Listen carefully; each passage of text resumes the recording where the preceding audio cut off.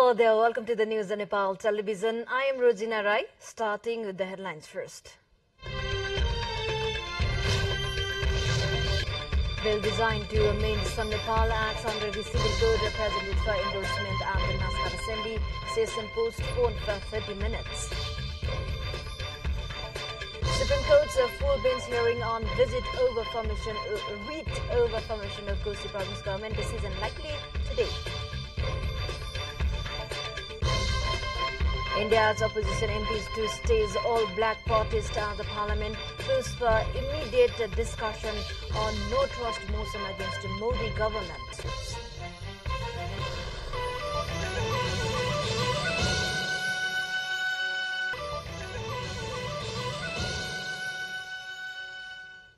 Welcome back. Now the news in detail. Bill designed to amend some Nepal acts under the Civil Code has been tabled at the National Assembly meeting seeking endorsement. Secretary at the National Assembly Dr. Surendra Aryal tabled the message from House of Representatives on the bill. The bill, which could not enter the National Assembly despite being passed by the House of Representatives on 16th July, was presented for approval. Meanwhile, Chairman of National Assembly Ganesh Timil Sinha has postponed the meeting for 30 minutes. The bill is aimed at taking action against loan sharking. The bill will lead to several amendments for revising the Civil Code. The bill that originated at the National Assembly will be sent to the President's office for authentication once the upper house endorses the amendments proposed by the lower house. However, the National Assembly holds the right to endorse or reject the amendments suggested. Now to the further development, the hearing on the writ petition that was registered by questioning the constitutionality of the formation of a government in Kosi province has been set for today. Citing an insufficiency of time to complete hearing over the case on Wednesday, a full bench of Apex Court justices comprising Ishwari Prasad Khatiwara, Ananda Mohan Bhattrai and Til Prasad Shrestha was hearing the case. Former Chief Minister of Kosi Province, Hikmat Bahadur Karki, on July 7 had registered a writ petition at Supreme Court, saying the appointment process of Chief Minister in Kosi Province was unconstitutional. On a preliminary hearing over the writ, a single bench of Supreme Court Justice Sapna Malla Pradhan on July 12 had issued an order in the name of the Kosi Province government not to carry out any work with far-reaching impact and furnish reply in writing. We still have more updates on the side. Stay with us. Time for a short break.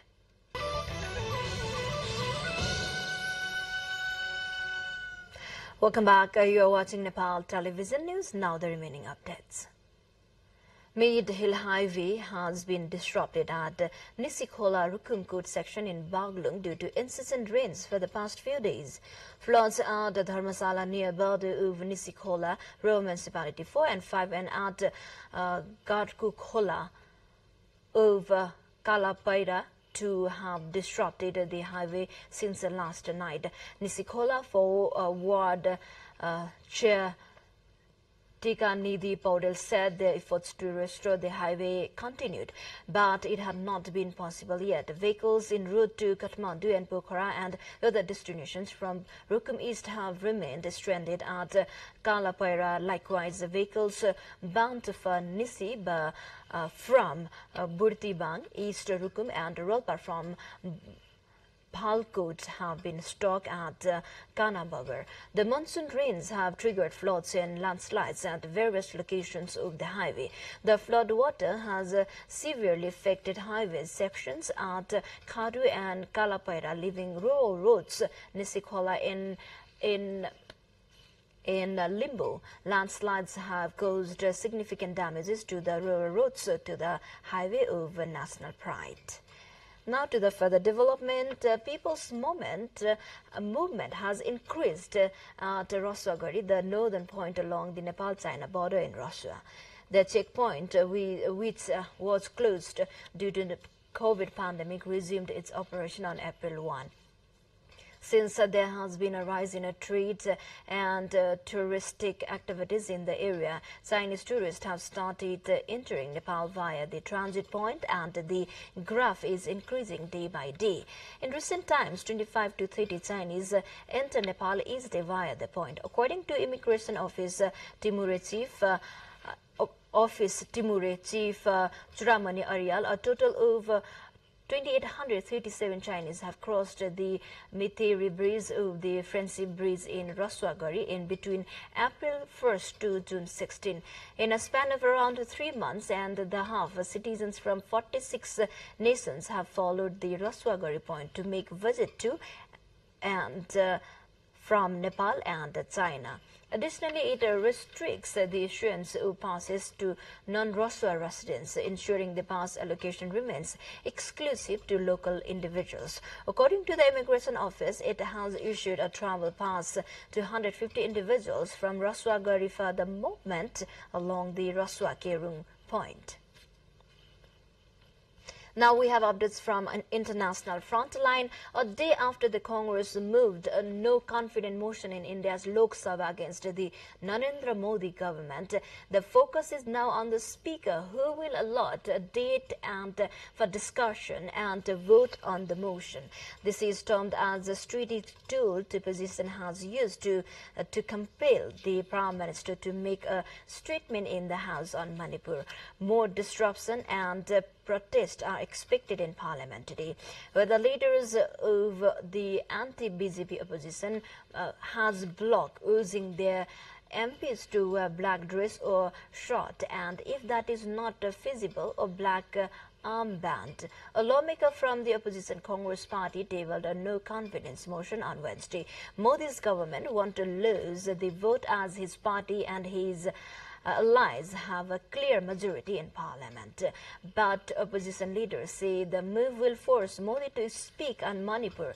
They have been demanding that he address Parliament on ethnic clashes in the state, which broke out in May between the majority Meitei group and the tribal Kuki minority. At least 130 people have been killed so far and tens of thousands displaced in the violence. Last week, a video that showed 2 women being paraded naked by a mob had sparked global outrage and condemnation. We still have international headliners at the side. Stay with us. Time for a short break again. Welcome back. Thank you for staying with us. Now, the remaining international headliners. More than 540,000 children under the age of 5 suffering life-threatening severe acute malnutrition, with one child continuing to die every 10 minutes from preventable causes. UNICEF says 8 brutal years of conflict have devastated the lives of millions of children in Yemen and left 11 million children in need of one or more forms of humanitarian assistance, warning that without urgent action, millions could face a greater risk of being malnourished. The humanitarian crisis in Yemen stems from a devastating convergence of compounding factors: 8 years of fierce conflict, economic collapse, and a crippled social support system affecting essential services. Now to the next. A powerful storm pounded the northern Philippines on Wednesday, killing at least 5 people, toppling trees and knocking out power as thousands are sheltered with neighbors or in emergency evacuation centers. Typhoon Doksuri was slowly moving away from Daluperi Island of the northern tip of the main island of Luzon and into open waters. The agency earlier warned of violent, life-threatening conditions and severe maximum sustained winds of 175 km an hour and heavy rain pounded this lightly populated region. Doksuri had been a super typhoon as it is swept across the Pacific Ocean on Tuesday, but weakened as it neared the Philippines. To the more updates, before that, let's have a quick look into the highlights of the site.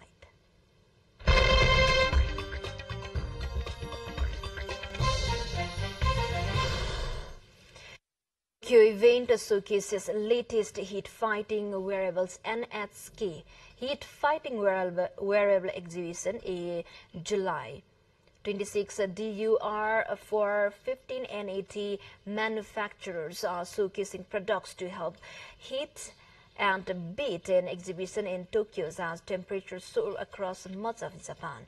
About 60 firms, including air conditioning equipment makers and textile companies, are taking part in the exhibition at the Tokyo Big Sight Convention Center.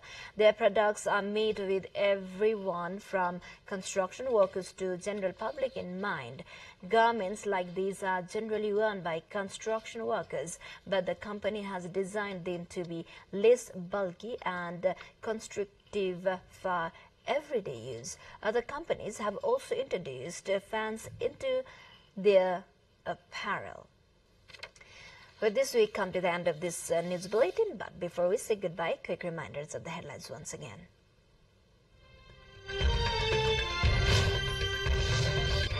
Bill designed to amend some Nepali acts under the Civil Code presented for endorsement at the National Assembly session postponed for 30 minutes. Supreme Court's full bench hearing on writ over formation of Kosti Province government, decision likely today.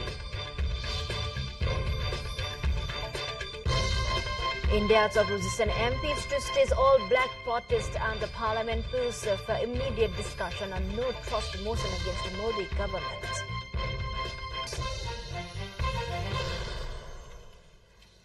Well, this is all we have for this moment. Until our next bulletin, have a good day ahead. Namaste.